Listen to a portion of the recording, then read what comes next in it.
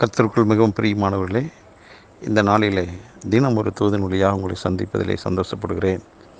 அதற்கு முன்பாக ஆண்டவராகிய இயேசு கிறிஸ்துவனுடைய நாமத்தினால நான் ஊழியத்துக்கு அழைக்கப்பட்டு 28வது ஆண்டிற்குள்ளாக இந்த நாளிலிருந்து பிரவேசிப்பதற்கு கர்த்தர் உதவி செய்தார். இந்த வார்த்தை கேட்டுக்கொண்டிருக்கிற ஒவ்வொருவரும் எனக்காக ஒரு நிமிடம் ஜெபியுங்கள். கடந்த 27 ஆண்டு காலமாக ஆண்டவருடைய பெரிதான கிருபையினால் ஊழியத்தின் பாதையில் கடக்க, பல காரியங்களை செய்ய, எத்தனையோ பேர்களுக்கு ஜெபிக்க, ஞானஸ்தானம் கொடுக்க, ஊழியத்தில் அடுத்த பயிற்சிக்குள்ளாக நடத்த, சபைகளை ஸ்தாபிக்க, இப்படி பல்வேறு விதங்களில் ஆண்டவர் எனக்கு கிருபை பாராட்டினார்.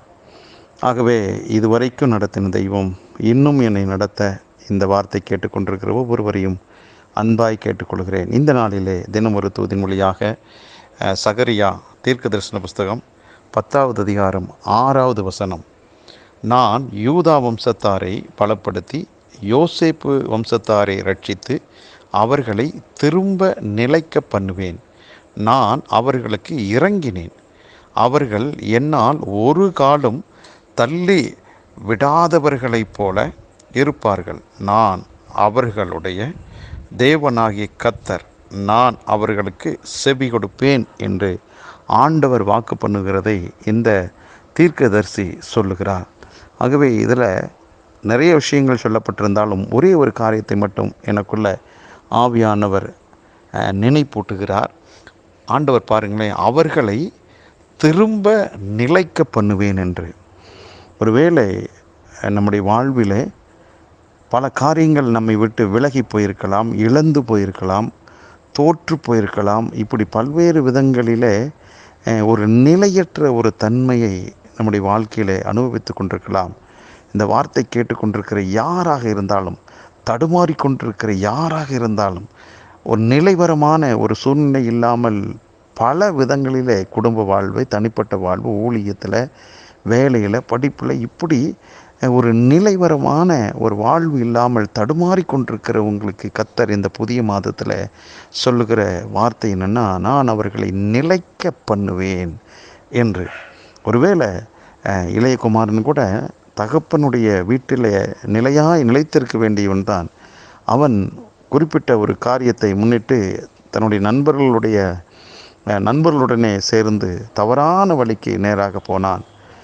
ஒரு குறிப்பிட்ட நாள் வரைக்கும் எல்லாவற்றையும் இழந்து வெறுமையான ஒரு சூழ்நிலையில் தான் வந்தான். ஆனால் மீண்டும் ஒரு நாளிலே தகப்பனுடைய வீட்டிலே நிலைத்திருக்கும்படியான ஒரு சூழ்நிலை வந்தது.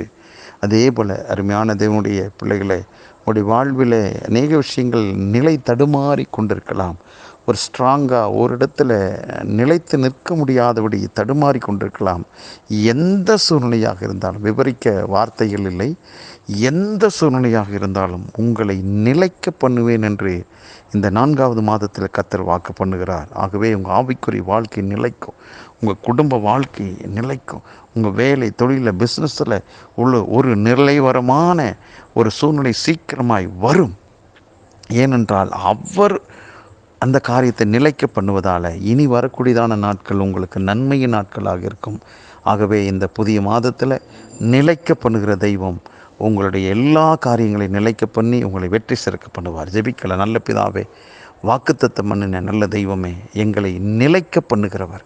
இந்த வார்த்தை கேட்டுக்கொண்டிருக்கிற யார் எந்த விஷயத்தில் நிலையற்ற சூழ்நிலையில் இருந்தாலும் இந்த மாதத்தில் நிலைக்க பண்ணுகிறேன், வேரூன்றி வளரச் செய்ய போகிறேன்.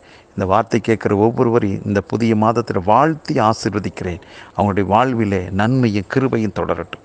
இயேசு கிறிஸ்துவின் நாமத்தை ஜெபிக்கிற நல்ல பிதாவே, ஆமென்.